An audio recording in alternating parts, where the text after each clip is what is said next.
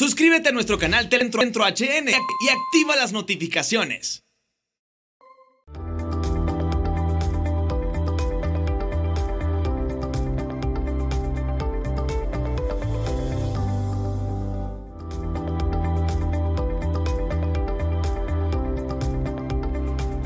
Buenas noches, bienvenidos al banquillo. Les saludamos a través de TSI hoy con una entrega especial.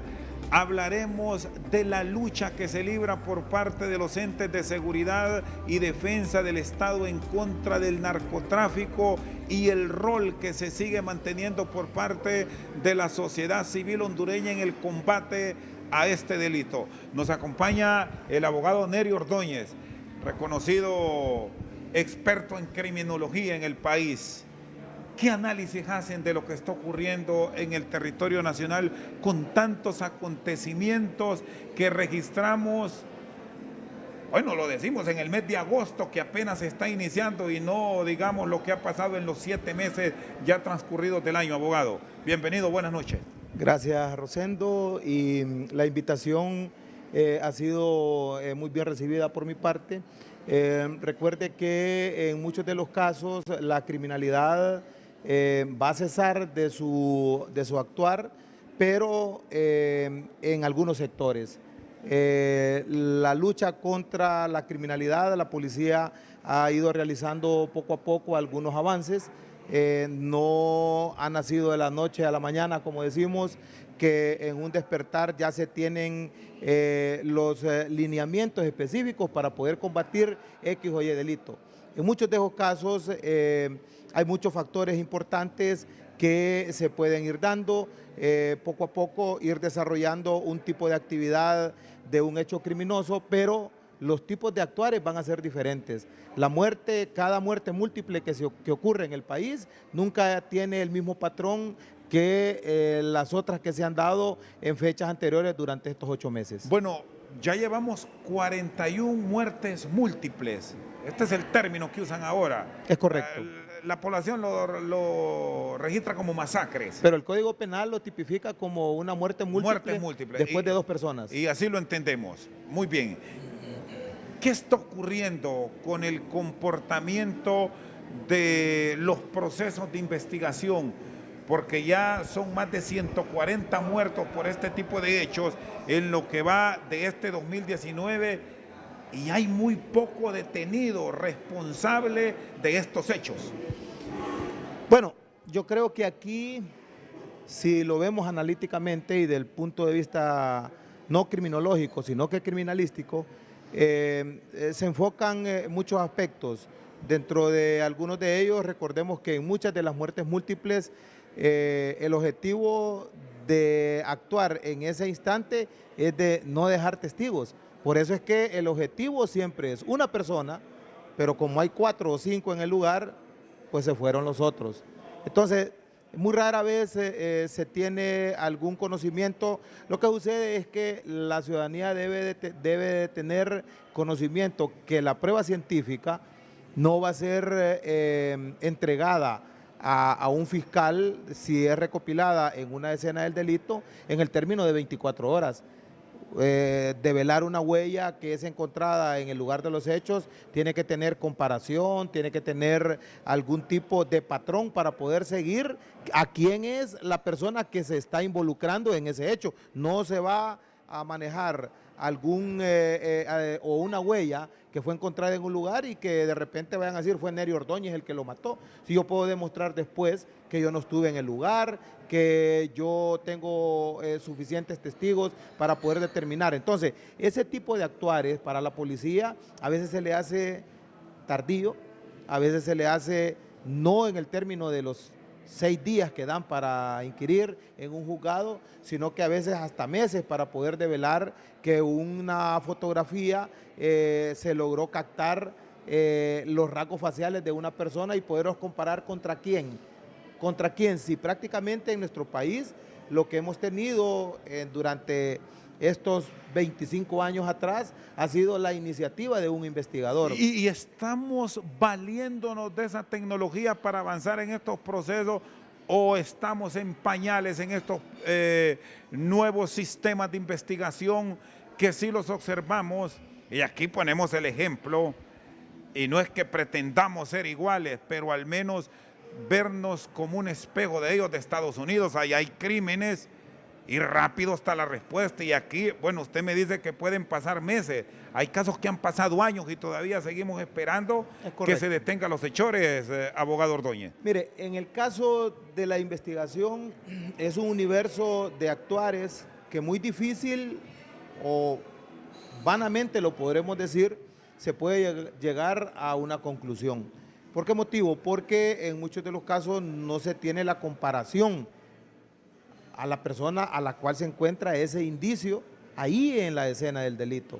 Esa es la criminalística. Eso es lo que en el momento dado, desde unos 4 o 5 años atrás, se ha venido tecnificando la policía. Recordar tiempos pasados es como llegar a la escena del delito y observar a aquella persona que solo llegaba, tomaba las fotografías, levantaba el indicio y prácticamente ¿contra qué lo comparábamos? Hoy en la actualidad sí se tiene que hacer una comparación. Hay un sistema EFIS que es muy, que tiene mucha veracidad, ha sido prácticamente aplaudido por muchos países porque la certificación de ese sistema lo ha hecho prácticamente el gobierno de Canadá, y en Honduras ya se tiene, ya hay una comparación de una evidencia, de un casquillo, de una bala o de algún fragmento que se encontró o de algún arma que es encontrada en un lugar, y comparado con aquellas que se han encontrado o requerido a personas en masacres, en lugares donde se ha llegado y se ha tenido que requerir a miembros de estructuras criminales, llámese maras o pandillas, y que se le han encontrado armas de grueso calibre, armas que fueron encontradas en los centros penitenciarios de 3 años, 4 años atrás, están siendo comparadas y en algunos casos se logró determinar que habían participado en hechos sangrientos en sectores ahí en San Pedro Sula. Tener una nueva base de datos en los próximos días a nivel del nuevo sistema de identificación que está impulsando el Registro Nacional de las Personas, huellas actualizadas, ¿qué tanto puede contribuir aplicando toda la tecnología de la cual ahora se puede echar mano en los procesos de investigación?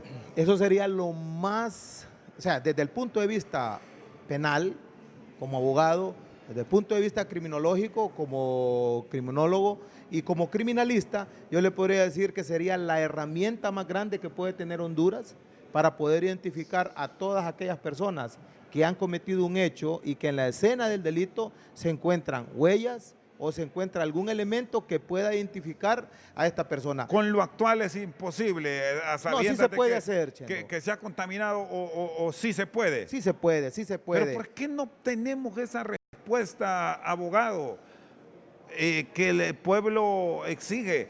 Si revisamos la cantidad de detenidos sobre el número de muertes violentas, sean estas múltiples o de forma individual, los resultados son pobres. Son pocos, sí son pocos. Pero ahí hay un elemento muy importante que usted y yo tenemos que entender. Para que un juez pueda dictar un auto de detención preventivo o que esta persona sea condenada, se necesitan varios elementos que dentro de la jurisprudencia tienen que estar claros. Y entre ellos tenemos que esa persona que estuvo en el hecho o en la acción del delito sea la misma en comparación con la evidencia encontrada. 1, 2, el código tipifica de que no solamente para poder demostrar la inocencia de una persona se necesita un testigo, porque yo puedo llevar 10 testigos a un juzgado para que pueda determinar que yo nunca estuve ahí en el delito, pero mis huellas ahí aparecen. Entonces quiere decir que en algún momento yo tuve que tener algún grado de participación, pero que los testigos están diciendo que yo no estuve ahí. Luego tenemos la recopilación de videos. En la actualidad se están manejando y con propiedad se lo puedo indicar porque los he visto en los laboratorios. Hemos observado en algunas clases universitarias que hemos impartido y haciendo ese recorrido que se tienen los suficientes elementos para poder identificar a una persona que ha cometido un hecho delictivo en base a la información recopilada por los rasgos faciales que pueda tener esa persona. Y no solamente eso, sino que la búsqueda de un vehículo que cometió un hecho ilícito y darle el seguimiento por medio de la ciudad inteligente o de las cámaras que se tienen para poder dar con ello la culpabilidad de él o las personas que han cometido ese hecho. Abogado Ordóñez, ¿preocupa el accionar delictivo como se está registrando en los últimos días? Ahora ni en el Campo Santo se tiene seguridad de ir a un sepelio. Lo vimos en las últimas horas, lo que pasó en Jardines del Recuerdo en San Pedro Sula, donde se registra la última muerte múltiple recién este martes. Chendo, la verdad es que eso solo en películas se había visto. Propio de las películas de capos, de narcos. Y en la realidad se había visto en México y en Colombia. Se lo digo con experiencia porque en muchos de esos casos en la web o internet se observan videos donde están enterrando a X miembro de una estructura criminal y todo el mundo saca sus armas, pero también se han visto en internet videos donde ingresan, donde están enterrando a una persona y prácticamente ahí eliminan a los contrarios porque son parte de una estructura criminal. En el caso de la última muerte, que es la primera que se da en nuestro país, se puede determinar que el objetivo era la primera persona a la cual dieron muerte, que era el joven que estaban enterrando, pero que tenían el conocimiento pleno ellos que al momento de enterrarlo iban a llegar sus familiares, sus amigos o parte interesante de la, si podemos decirlo, estructura o a la persona a quien también se le había dado la orden que tenía que ser ejecutada. Esta es una acción totalmente planificada, esta no es una manifestación que la pensamos ahora y la vamos a hacer. No, eso tuvo que haber sido planificado. ¿Por qué? Porque el momento que ellos cometieron el hecho ahí en San Pedro Sula de darle muerte al joven, ellos sabían que tenía que venir gente de Tegucigalpa, tenía que ir gente de otros lugares y la policía fue muy clara el día de ayer donde especificó que a estas personas ya se les venía dando seguimiento desde que salieron de Tegucigalpa. ¿Por qué motivo? Porque en algunos de los casos la policía pudo haber observado videos, características del vehículo que ingresó y que cometió el hecho y que también fue dado como seguimiento desde una parte de, como lo dicen ellos, desde Tegucigalpa. Está con nosotros esta noche al banquillo el experto en criminología, Nery Ordóñez. Una pausa, en breve continuamos. Que el narcotraficante, el miembro de estructura criminal y el sicario prácticamente ya saben qué día va a haber un revuelo y ahí es donde hacen ellos su trabajo.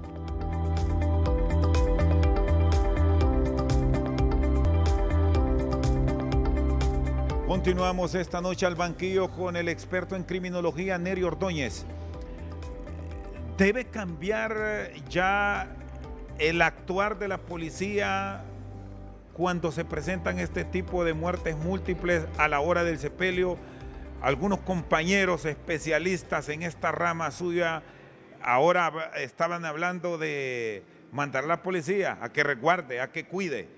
¿Son válidos estos conceptos o habrá otro tipo de acción que deberán tomar los entes del orden, abogado Ordóñez? Rosendo, mire, a mi criterio es un hecho aislado.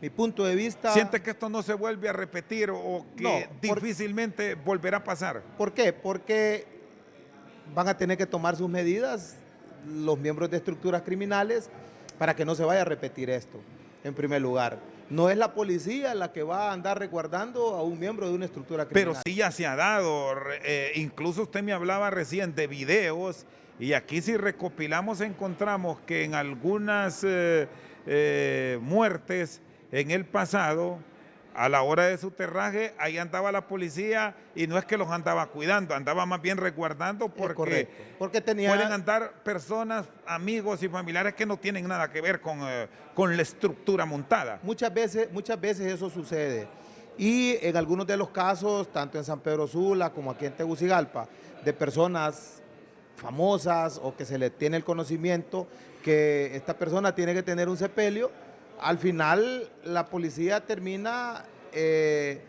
preveniendo una muerte múltiple más si eso pudiese ocurrir. Pero en el caso que lleva del hecho de este cementerio en San Pedro Sula, a mi criterio muy personal, ha sido un hecho aislado. Si esto volviese a ocurrir, estas personas van a tener que tomar sus medidas, otras personas más, otros miembros de estructuras, muchos ni siquiera van a decir dónde van a enterrar a sus familiares, muchos ni siquiera van a tener esa facilidad que si se murió, pues, y es parte de una estructura criminal o miembro de una banda, entonces prácticamente lo van a llevar y lo van a ir a enterrar allá a su comunidad, que es lo más seguro, porque ahí el que entra va a estar resguardado por algún tipo de miembros o que ellos tienen de su propia seguridad. Lo que ha sucedido en los últimos días, Rosendo, no es que sea el primer hecho que se da en un lugar público, se ha dado en un centro donde hay personas que las están velando, han llegado miembros de estructuras y han matado a 2 o 3 personas, eso ya se ha dado. Se dio hace, ¿qué?, 10, 11 años, ¿usted recuerda? La muerte de más de 7 personas en el aeropuerto ahí en San Pedro Sula. Eso sucedió cuando estaban esperando a personas que trabajaban o eran familiares de una estructura criminal. Venían de Colombia, por cierto. Creo que eso era, venían de Colombia y iban hacia Tocoa. Entonces había un grupo contrario que los estaba esperando y prácticamente ahí ejecutaron, creo que fueron más de 8 personas las que fallecieron ese día ahí en ese aeropuerto. ¿Siguen las estructuras del narcotráfico, abogado Ordóñez, operando en Honduras? Mire, 6 factores muy importantes para que las muertes violentas se den en nuestro país, yo se las puedo dictar. Por experiencia, por conocimiento en la criminología, y entre una de ellas, aunque se va a notar un poco difícil de digerir o de entender, es la violencia doméstica y la intrafamiliar. No tiene nada que ver con el narcotráfico, pero está aportando muertes violentas a la sociedad. El otro factor es el narcotráfico que nos ha pregnado en todos los niveles.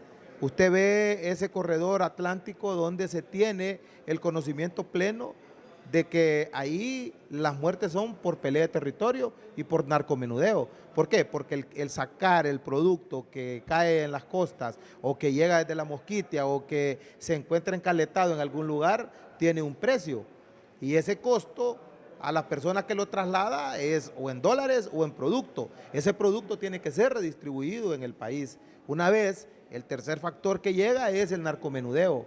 El narcomenudeo son jóvenes menores de 18 años que están siendo utilizados por estructuras criminales para poder regar ese producto a nivel nacional.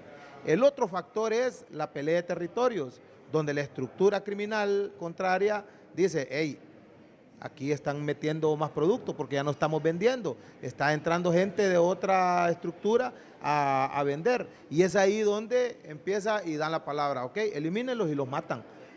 Matan 2, matan 3, ¿por qué? Porque cuando andan en el narcomenudeo no solo anda uno.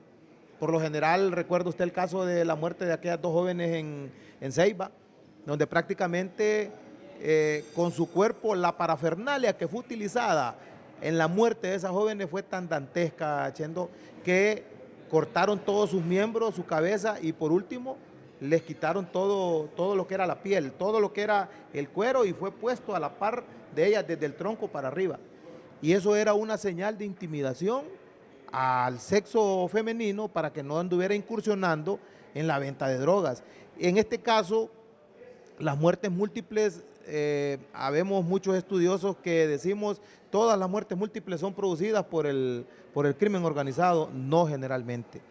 Entonces, ese factor del narcomenudeo permite que también venga lo que es la pelea de territorio. Y un factor importante... Solo permítame, abogado, hago un alto ahí. Vamos por 4 elementos de los 6 que me va a describir. Sí. ¿Es lo más difícil para la autoridad en este momento controlar el tema del narcomenudeo o hay otros factores mucho más complejos de enfrentar? Mire, el narcomenudeo no es que sea difícil, porque si se llega a la raíz, se va a encontrar con los encargados y al final se va a encontrar con las personas que están prácticamente distribuyendo el producto. Entonces, ese cuarto factor que es el narcomenudeo y la pelea de territorios, son esos mismos jóvenes que quieren ser líderes porque aquella pandilla o aquella mara ya quedó acéfala. Es decir, es una especie de reacomodo. Es un reacomodo que tenemos en el país. Eso es lo que está sucediendo porque en la actualidad el gobierno ha estado golpeando muy fuertemente las estructuras. Luego, un quinto factor, y que se lo voy a decir con propiedad, es la mutación que ha hecho la estructura criminal al migrar a aquellos lugares donde no se tenía un tan solo ápice de delincuencia, donde ustedes como medios de comunicación decían, no hombre, si aquí en este caserío nunca habían matado a nadie. Y hoy la proliferación de la marihuana y de la cocaína ha llegado a esos lugares tan recónditos. Fíjese que un análisis bien importante que he realizado es que de Pavana para atrás, usted no ve que exista algún paso de estructura criminal. ¿Por qué? Porque hay un registro minucioso, perros amaestrados, personal entrenado, pero váyase a los municipios. Pavana, para ubicarnos, estamos hablando de Choluteca, la zona sur del la país, zona del sur. departamento de Choluteca. Es correcto. Es una zona relativamente limpia, entonces. Pero si se va al cono sur, al cono norte de los municipios del departamento de Choluteca, de Valle, todos esos municipios del cono sur están pregnados de estructuras criminales. Y si se va a los... Hay influencia del Salvador, hay influencia del Salvador. Grupos antisociales en esta zona. Es correcto, porque ellos ingresan por los puntos ciegos, se vienen por el Canal Seco, se vienen por Guasaule y se alojan en esos municipios donde no hay presencia policial. ¿Hay mucho extranjero manejando estas estructuras criminales, abogado Ordóñez? No. ¿O ya son más hondureños que están en este mundo del AMPA? No son tantos los extranjeros. ¿Por qué? Porque la presencia de ellos al entrenamiento de estas estructuras prácticamente los delata. Las personas requeridas, capturadas en la actualidad, han sido miembros de estructuras criminales que vienen desde El Salvador a dar entrenamiento. Pero si usted ve ese otro municipio importante o ese departamento de Francisco Morazán, han sido pregnados todos esos municipios del cono sur de Francisco Morazán. En una sugerencia que hacíamos, pedíamos nosotros que ahí en el municipio de Sabana Grande hubiese una megaposta, donde estuviese la fiscalía, donde estuviese personal de antinarcóticos, personal y una bahía especial que se construya para poder dar el seguimiento. ¿Por qué? Porque si usted puede ver, Pavana está después de Nacaome, después de San Lorenzo. Pero si usted viene con producto de El Salvador, no existe ningún retén, salvo que el que se tiene ahí en el sector del Cerro de Ula, pero que más adelante o más atrás no se tiene el conocimiento y existen cualquier cantidad de carreteras o caminos. Especies de zonas libres. De zonas libres donde usted puede llegar y trasegar no solamente drogas, sino que mercadería también.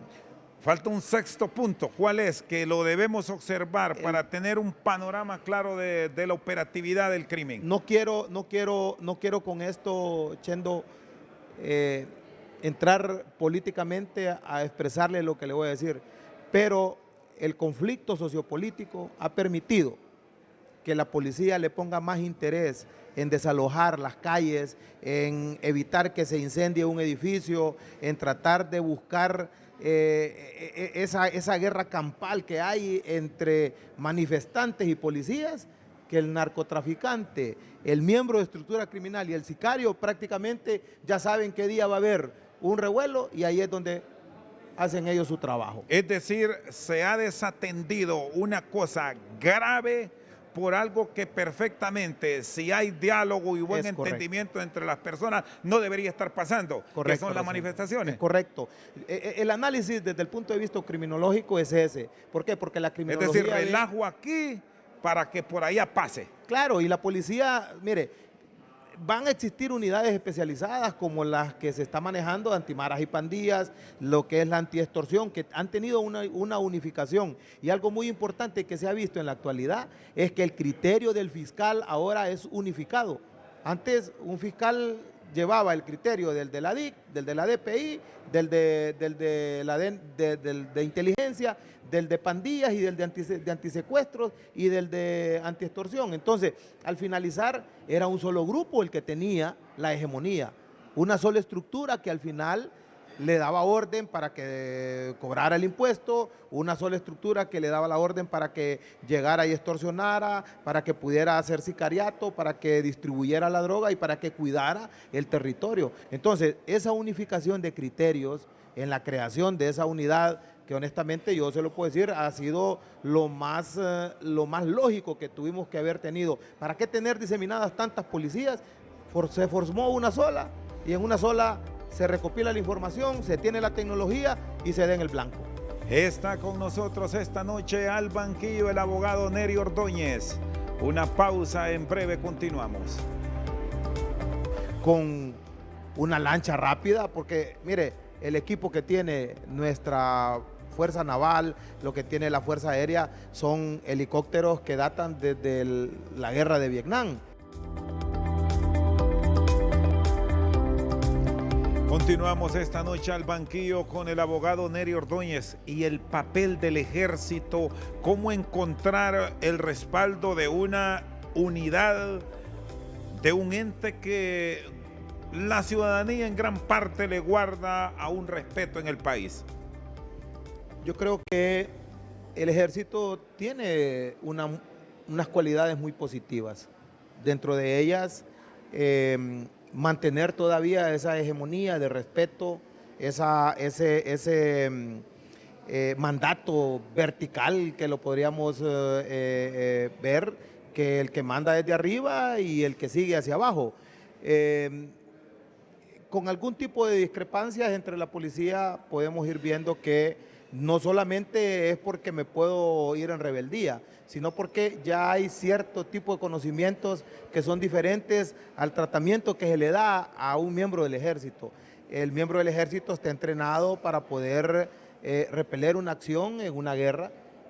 Las armas que están utilizando son armas de grueso calibre, que siempre tienen su arma corta, que es para la defensa, pero por lo general en la actualidad es mucho más fácil y más letal entrar a un enfrentamiento con un miembro de una estructura que tiene una K-47 que un policía que tiene un arma que es tiro a tiro, porque derechos humanos y la ley se lo ha permitido de que esa arma no debe de ser automática. ¿Hay algunas acciones que por la naturaleza que se están viviendo ahora en el país debe intervenir el ejército, abogado Ordóñez? Mire, se lo voy a decir así, Chendo. Si usted puede ver en la manifestación que hubo cuando los policías entraron en rebeldía, el caso de los que arrancó cobras, con los tigres o los cobras. que nadie quería salir a las calles.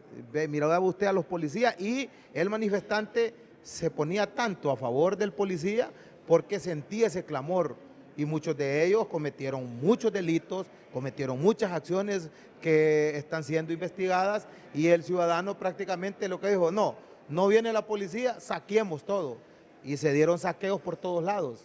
La orden superior fue que sacaran a la PEMOP, sacaran a esas unidades. Es la policía militar del orden público. Militar. Y usted pudo ir observando poco a poco que diseminó todo ese tipo de acción y ya no habían focos de manifestantes saqueando, sino que habían personas quemando llantas, pero que ahí prácticamente dieron el paso libre de poderlo hacer. Otra acción que se pudo ver es que se capturaron una mayor cantidad de personas y le tuvieron más miedo al color verde del militar, o sea, de la PEMOT, que incluso al policía que estaba unido en ese momento con la manifestación que tenían las personas que estaban haciendo los saqueos ese día. En el tema de la narcoactividad, ¿percibe que el ejército debe ir más allá en todos estos procesos que ahora mismo se están poniendo en marcha con el tema de las extradiciones, que ahí están, con el castigo a muchas bandas de crimen organizado ligadas al narcotráfico directamente aquí en el país, abogado Ordóñez? Yo creo que el ejército lo que debería de tener es más tecnología. así como debería de tener el apoyo de la policía de más helicópteros. Mire, usted va a El Salvador y usted encuentra 4 o 6 helicópteros al servicio de la comunidad. Usted va a Guatemala y observa una cantidad de helicópteros que tiene la policía.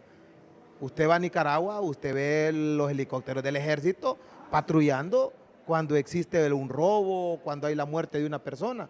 Entonces, si el ejército tiene buques en la parte marítima, tiene aviones y tiene helicópteros en la parte aérea y hay suficiente personal en la parte terrestre para repeler la acción, entonces lo que se necesita es más equipo para que pueda la policía estar a la par de ese nivel que tiene el mismo ejército. Poco a poco yo creo que aquí se van a ir dando y se van a ir complementando muchos elementos que son necesarios. Yo sé que de la noche a la mañana no se le puede dotar de una cantidad de equipo porque cuesta. Mire, la tasa de seguridad se ha implementado para poder resguardar no solamente la seguridad de nosotros en nuestro país, sino que la creación de parques, la reparación de algunos equipos. El concepto está bien aplicado, porque cuando se habló del tema tasa de seguridad se pensó en función de un respaldo a los entes de orden y seguridad,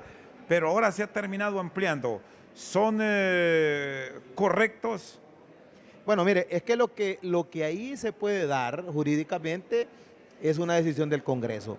Si el Congreso determina que esa tasa de seguridad puede ser ampliada para poder dar seguridad a los jueces, que son los que van a aplicar la justicia, pues yo creo que es justo y necesario. Si se va a proteger a los fiscales, si se le va a dar equipo tecnológico a la policía, si se le va a dar algún grado de seguridad al momento de hacer una incursión en el mar con una lancha rápida, porque mire, el equipo que tiene nuestra Fuerza Naval, lo que tiene la Fuerza Aérea, son helicópteros que datan desde la guerra de Vietnam. Y no nos vamos no tienen la suficiente tecnología para enfrentar a las bandas que circulan por el Caribe hondureño, y hablando también de los desplazamientos marítimos. El apoyo que se está recibiendo es de países como Estados Unidos. Y nos están apoyando como verdaderamente requiere el país, los gobiernos amigos, y en este caso Estados Unidos e incluso hasta Colombia, abogado. Correcto, porque mire, si es en aguas internacionales, allí aunque exista personal hondureño en una aeronave o en un helicóptero del gobierno de Estados Unidos, aguas internacionales los van a requerir y los trasladan a donde corresponde. Pero si es agua territorial o sector territorial hondureño, el apoyo debe de ser siempre por un hondureño, pero se especifican en acuerdos que ya han sido tasados, que ya han sido firmados, de que la colaboración debe de ser mutua y debe de tener la efectividad. La lucha contra el narcotráfico, la lucha contra el crimen organizado y sobre todo el terrorismo, que es uno de los factores que está dándole mucho auge a Estados Unidos. Y un tercer factor, lo que es la migración. En muchos de los casos, Guatemala y México han estado ya en algún tipo de planteamiento utilizando no solamente personas, sino que aquí deberíamos de ir buscando tecnología como tipo dron, que puede llegar sin necesidad de que ingrese una patrulla. ¿Por qué? Porque ya está el joven de la estructura criminal como bandera, esperando que pase un vehículo pick-up, tipo de la marca que sea y que es conocida, que anda la policía, con los colores que ya se sabe. Cuando empezó la DIC, recuerda que todos los carros fueron blancos. Ahí todo el que llegaba a los lugares donde se llegaba, ahí viene la DIC, todo el mundo se escondía. ¿Qué papel debe jugar el aparato de inteligencia y contrainteligencia de los entes de defensa y seguridad para buscar controles adecuados al crimen organizado? ¿Se está trabajando en eso o estamos enfrentando falencias, abogado? Fíjese que en este caso lo primero que se debe tener es el elemento humano. Se debe tener el conocimiento pleno de que la persona que va a elaborar un informe tiene la certificación adecuada en primer lugar, es una persona que está pasando esos controles, llámese polígrafo, llámese control de bienes, llámese comportamiento de él en algunos lugares donde visita. ¿Por qué? Porque esa persona no solamente va a estar siendo vigilada por uno ni por dos, sino que hasta tres gentes tienen que estar en vigilancia de aquella persona a la cual se le está brindando la seguridad del Estado, a la cual aquella persona se le está dando que tiene que desarticular una estructura criminal de X o Y forma, pero no se le va a poder permitir irse a meter a un antro donde ahí prácticamente llegan todos los miembros de estructura, llega alguien que lo reconoce o que empieza a filtrar información una vez que ha ingerido alcohol. Entonces, ese tipo de actividades, las unidades de inteligencia debemos de saber que son las personas que tienen que tener la seguridad de que al momento de ser empleados se les contrató de una manera en que pasaron todos esos exámenes. No solamente es el polígrafo. Yo pienso que el examen del polígrafo tiene cierta validez cuando conoce usted a la persona, pero si usted simplemente le van a poner un aparato y le van a decir que usted es miembro de una estructura criminal, es mentira. El polígrafo no habla. El polígrafo lo que mide... Es vulnerable. El polígrafo lo que mide son los movimientos circulatorios y respiratorios del cuerpo. Entonces, no puede decir X persona cometió un delito, sino hasta cuando usted le pregunta.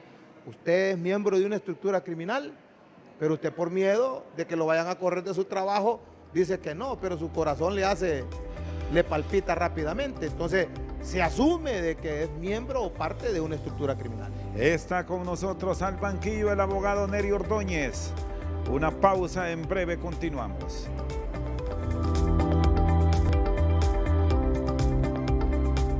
Seguimos esta noche al banquillo conversando con el abogado Nery Ordóñez.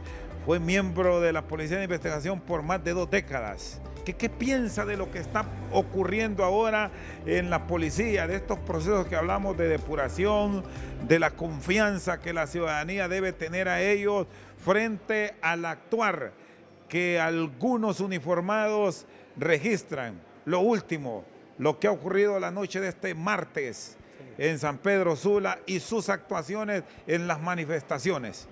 Bueno, el tiempo en que estuve en la Policía de Investigación data del Ministerio Público.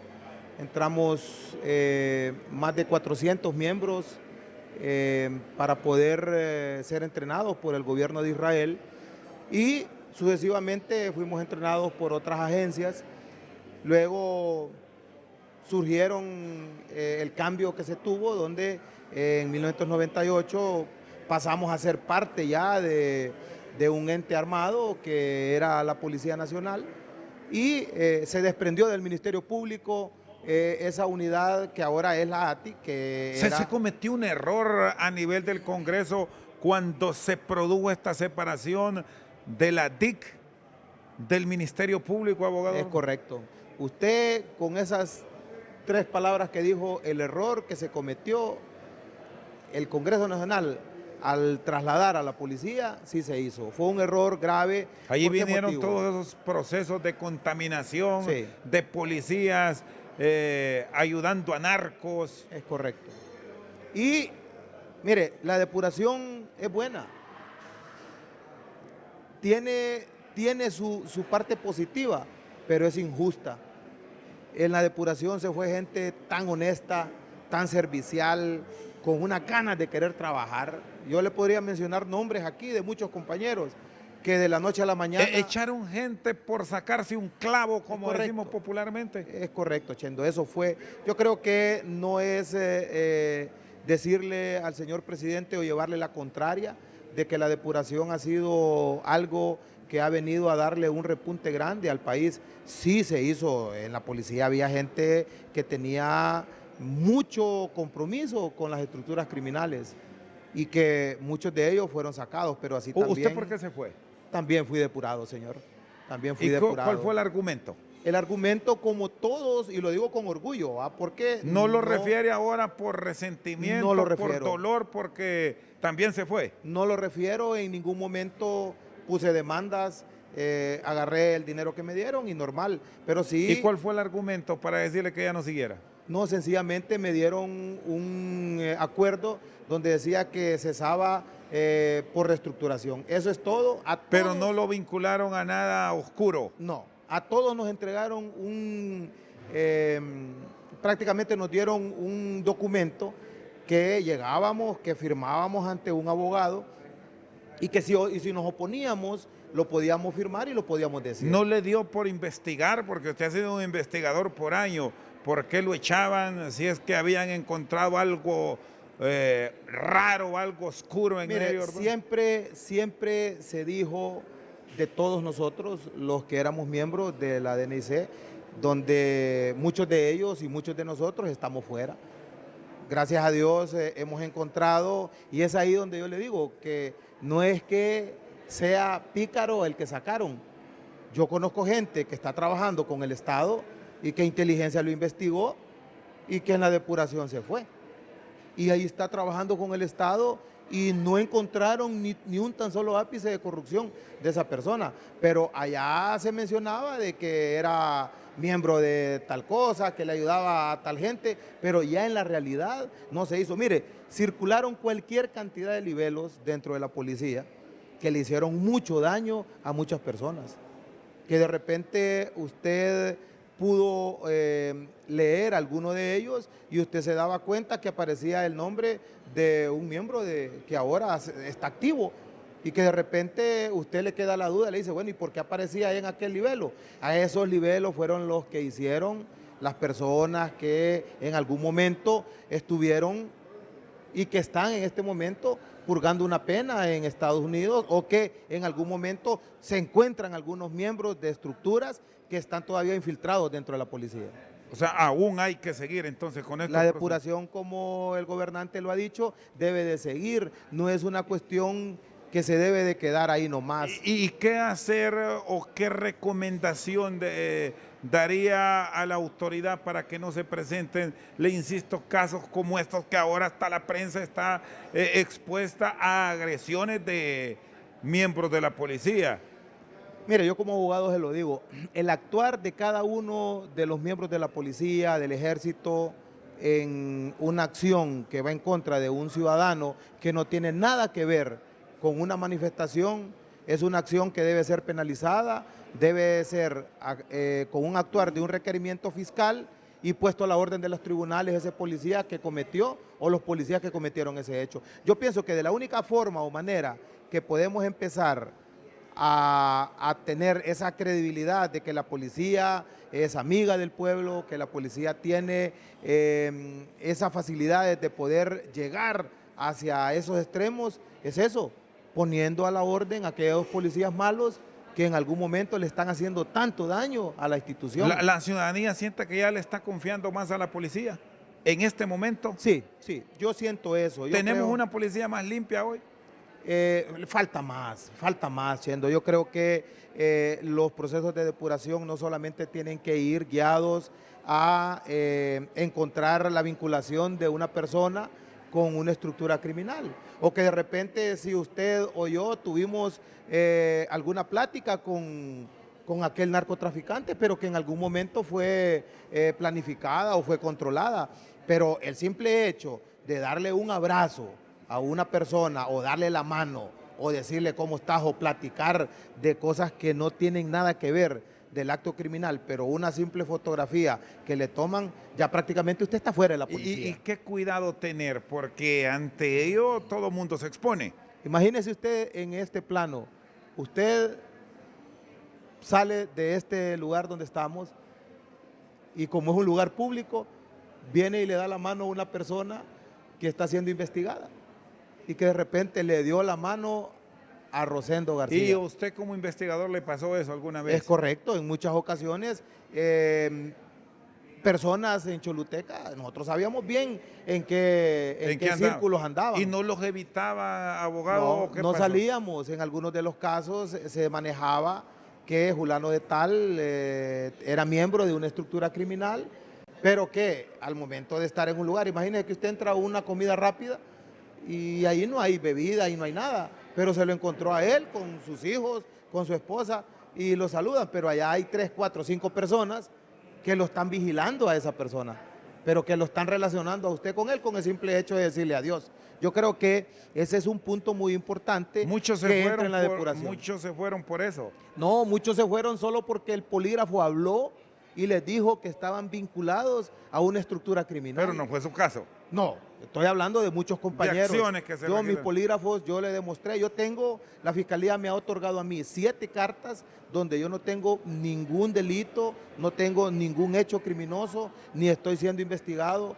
¿Por qué motivo? Porque como abogado decidí, tomé mi determinación de buscarlas y poder, no estaría públicamente varios días, varias veces ante los medios de comunicación teniendo el temor de saber que alguien que está al otro lado me puede vincular con un hecho. Eso está dentro de los parangones de la acción penal. ¿Por qué? Porque si alguien difama o me calumnia, yo prácticamente lo puedo acusar.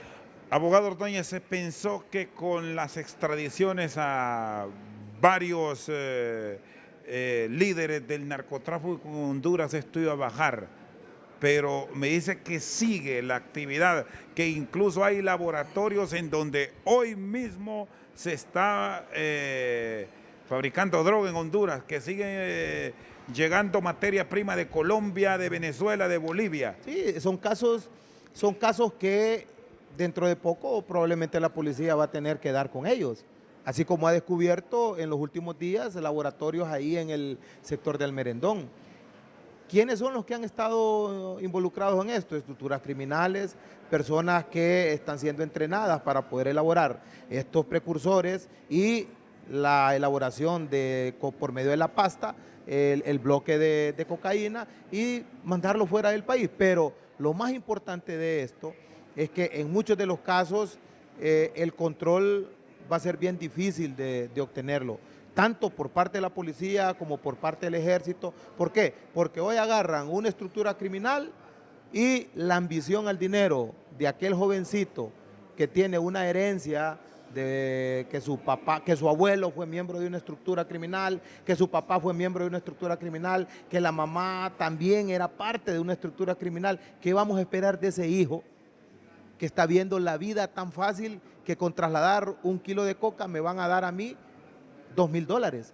Entonces, ese tipo de actitud nosotros la tenemos que ir viendo, no solamente viendo en aquellas personas que son requeridas y puestas en un centro penitenciario, sino que qué tipo de reinserción le vamos a dar a estos jóvenes si solo los vamos a tener por 10 años privados de libertad y que después cuando venga otro gobierno van a salir.